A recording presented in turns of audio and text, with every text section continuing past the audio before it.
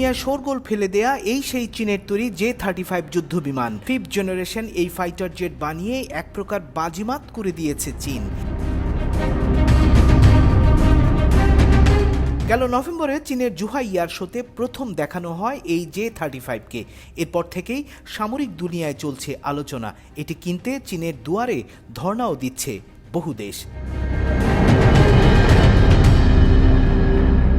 আন্তর্জাতিক গণমাধ্যমের খবর, চীনের সর্বাধুনিক প্রযুক্তির এই ফাইটার জেটের প্রথম ক্রেতা হতে যাচ্ছে পাকিস্তান।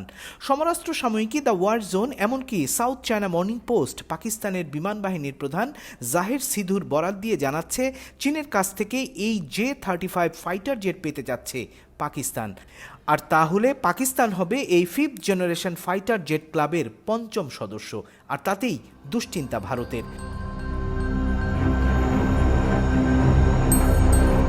গোটা দুনিয়ায় মাত্র 4টি দেশ, যুক্তরাষ্ট্র, চীন, দক্ষিণ কোরিয়া আর রাশিয়ার কাছে আছে এমন 5ম প্রজন্মের ফাইটার জেট। কিন্তু এই ফাইটার জেটকে ঘিরে ভারতের কেন ঘুম হারাম? তার মাঝে যা বুঝতে হলে জানতে হবে চীনের তৈরি এই ফাইটার জেটকে। জানতে হবে এমন কি আছে এই যুদ্ধ বিমানে যাকে পেতে মরিয়া দুনিয়ার নানান দেশ। বলা হচ্ছে J-35 যুদ্ধ বিমানটি সামরিক প্রযুক্তির এক অসামান্য দৃষ্টান্ত, যা সুপারসনিক স্পিডে ছুটতে পারে, ফাঁকি দিতে পারে রাডারের চোখ, ফলে সহজেই শত্রুপক্ষকে ঘায়েল করা যায়। চীনের দাবি, J-35 ফাইটার জেটকে দেখতেই পাবে না শত্রুপক্ষ। এই যুদ্ধ বিমানের সঙ্গে তুলনা চলে কেবল যুক্তরাষ্ট্রের F-35 এর সাথে। সাময়িকী দ্য ওয়ার জোন জানাচ্ছে, সারা দুনিয়ার জল্পনা কল্পনা চলছে কেমন করে চীন তৈরি করলো এই J-35 জেট। তবে কি যুক্তরাষ্ট্রের F-35কে কপি করলো চীন? সেই দাবিও সামরিক বিশেষজ্ঞরা উড়িয়ে দিয়েছেন। তারা বলছেন, এই ফাইটার জেটের প্রযুক্তি অত্যন্ত জটিল, যুক্তরাষ্ট্রের F-35কে কপি করা কোনোভাবেই সম্ভব নয়। তবে বাস্তবতা হলো, চীন 5th জেনারেশন ফাইটার জেট তৈরি করে ফেলেছে। যদিও চাইনিজ এই ফাইটার প্লেনের কার্যকারিতা, সক্ষমতা নিয়ে এখনও পরিষ্কার কোনো ধারণা নেই সারা বিশ্বে। সবকিছু ঠিকঠাক থাকলে পাকিস্তান হবে J-35 যুদ্ধ বিমানের প্রথম আন্তর্জাতিক ব্যবহারকারী। চীনের সংবাদ মাধ্যম আরও জানাচ্ছে, প্রথম দফায় 40টি জেট পাবে পাকিস্তান। আর তাহলে এটি হবে চীনের প্রথম সবচেয়ে উন্নত কোনো সামরিক প্রযুক্তি রপ্তানির প্রথম উদাহরণ। পাকিস্তানের বিমান বাহিনী ইতিমধ্যে এই চুক্তির অনুমোদন দিয়েছে। তবে বেইজিং থেকে এখনও এ নিয়ে কোনো আনুষ্ঠানিক ঘোষণা আসেনি।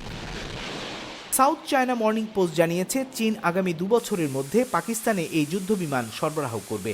চীনের প্রতিরক্ষা শিল্প সম্পূর্ণ স্বাধীন হওয়ায় এটি উৎপাদনে অন্য কোনো দেশের উপর নির্ভরশীল হতে হবে না।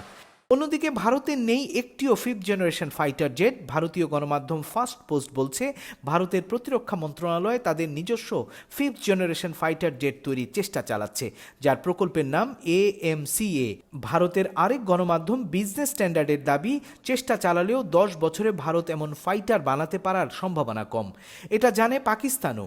চীনের সাথে মিলে এখানেই ভারতকে টেক্কা দেওয়ার চেষ্টা করছে পাকিস্তান।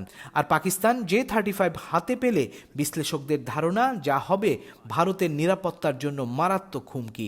আর তাতেই ঘুম হারাম হয়েছে ভারতের। বিশ্লেষকদের মতে এই যুদ্ধ বিমান পাকিস্তানের প্রতিরক্ষা সক্ষমতা উল্লেখযোগ্যভাবে বাড়াবে।